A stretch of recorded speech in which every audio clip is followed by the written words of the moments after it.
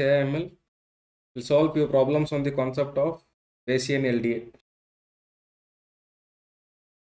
A two-class LDA model has features x1 and x2.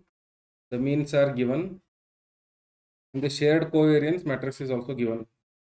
Which of the following statement is true about the decision boundary? You can calculate and check it, but since they have mentioned shared covariance matrix, it is same and it's a two-class LDA with features x1, x2 and mean values are given. So definitely it is the linear function of x1 and x2. It is not quadratic because the variance matrix is same, covariance matrix. It passes through the midpoint of mu1 and mu2 if priors are equal. If the prior probability is equal, so it passes through the midpoint of mu1 and mu2 because 1 by 2 is the prior probability. So you have a line like this decision boundary, then if mu1, mu2 or priors are equal, then this projected mean midpoint will give me the line. So decision boundary passes through this line. It is always orthogonal to line connecting mu1 and mu2. No, it is orthogonal. This decision boundary is orthogonal to W, not the line joining mu1, mu2.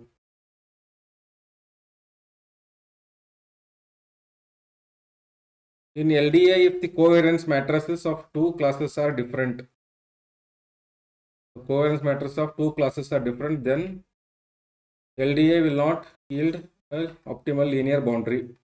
Decision boundary becomes quadratic. That is quadratic discriminant analysis. If the covariances are different, okay, for different classes, then it becomes quadratic. Okay, you remember this point. The classes cannot be separated. The classes still can be separated, but it becomes quadratic. So with using LDA, we cannot separate the boundaries. Maximum likelihood estimate fails. It may not fail. You can calculate the maximum likelihood estimate, but it will of no use. A data set has three classes with equal priors. Which of the following statements about LDA is correct? There are three classes with equal prior probability. Which of the following statements are true? LDA projects data onto a space of dimensions 2 or less. Yeah. So if k is the dimension, then k minus 1 dimensions can project discriminant. Okay. LDA can produce more than two decision boundaries. Yes, LDA can produce more than two decision boundaries. If there are three classes, say like this, three clouds, what this point says, more than two decision boundaries. Yes, one decision boundary between this and these two. So 3. Now, what is this means? Projection can happen on in two ways, two or less ways, dimensions. Okay, so it can be one dimensional or it can be two dimensional. That is k minus 1. That is different than this. Decision boundary is different than the projection. Okay, LDA always maximize overall accuracy. No, LDA only gives us the partitions. Okay, the boundary doesn't depend on the, does not changes any accuracy. Accuracy doesn't count here. The number of linear discriminant is at most k minus 1. That's the first point. Same. For two class LDA, the discriminant function for class 1 is given like this. If the prior probabilities are equal, which term affects only the intercept of the decision boundary? This already we know. This is nothing but x transpose W equal to B. So this is the straight line equation and B is the intercept. So we have written this as x transpose W is equal to 1 by 2 mu1 transpose covariance inverse mu1 plus log I1. So when equal, when these two are equal, I will write like this, right? So this is the intercept part. So it depends on this and this. Which of the following assumptions is not required for standard LDA? Not required, they are saying. So it requires Gaussian to be assumed. Next, covariance matrices are equal across classes. This is also required. Classes have equal prior probabilities. This is not required. Observations are independent. Yes, observations should be independent of each features. Consider two features x1 and x2. LDA finds a projection vector W for classification. Which of the following statement is correct? So W is proportional to inverse of covariance mu1 minus mu2. So this is correct. W is proportional to this, no. W maximizes the within class variance. It minimizes the within class variance. W is orthogonal to vector connecting class means, no. W is orthogonal to the decision boundary. This is also wrong. If two classes have identical means but different covariance matrices, then LDA cannot create separate class. Yes, because it becomes quadratic.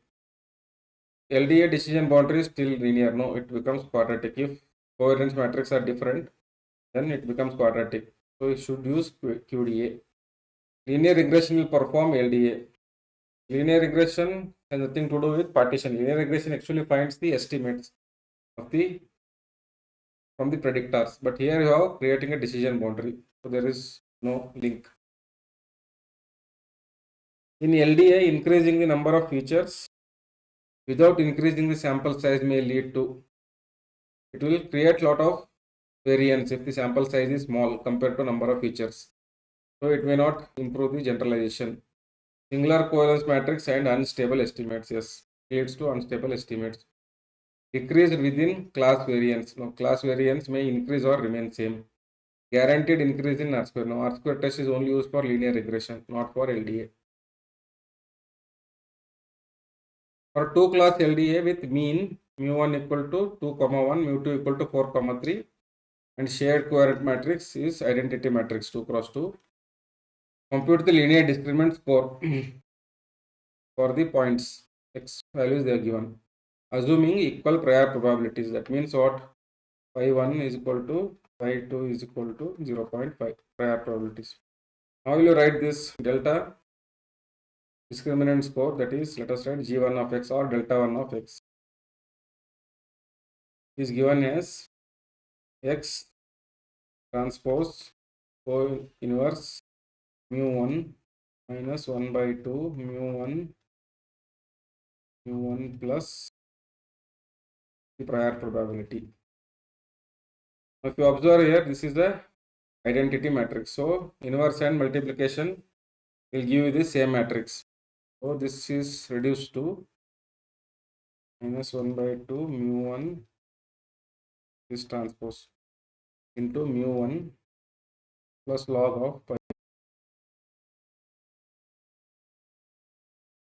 So 3 2 into 2 1 minus 1 by 2 into mu1 transpose into mu1. So it is nothing but, normally you write it like this. So in matrix form you written it like this. So this is nothing but, if I take the matrices like this, so when I multiply this, it becomes just square of those numbers. So here it is nothing but 2 square plus 1 square plus log of 0.5 or 1 by 2. So this comes out to be 6 plus 9, sorry 8.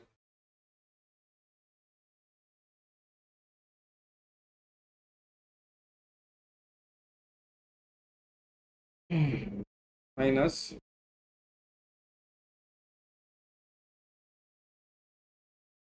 5 by 2 is 2.5 plus this log 1 by 2. Total you will get value as 4.80.